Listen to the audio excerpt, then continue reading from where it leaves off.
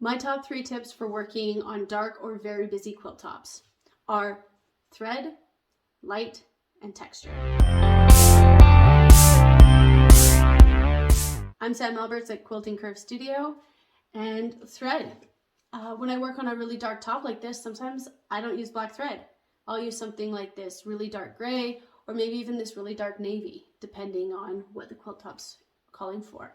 It just makes it a lot easier to see, because working black on black or really dark blue on dark blue can be very difficult. So yeah, sometimes I just switch up the thread.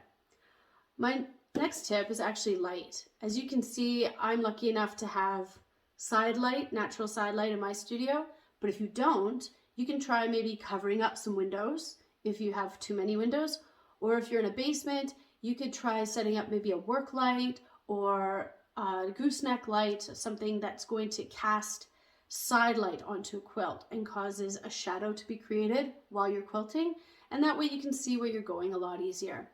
And my third tip is texture. So when we're working on dark tops or really busy fabrics, it's hard to see unpredictable lines. So we want to use predictable lines. So like straight lines, like a piano key, or we want to work in shapes that our eyes recognize and can follow, like circles or squares or triangles, just basic shapes.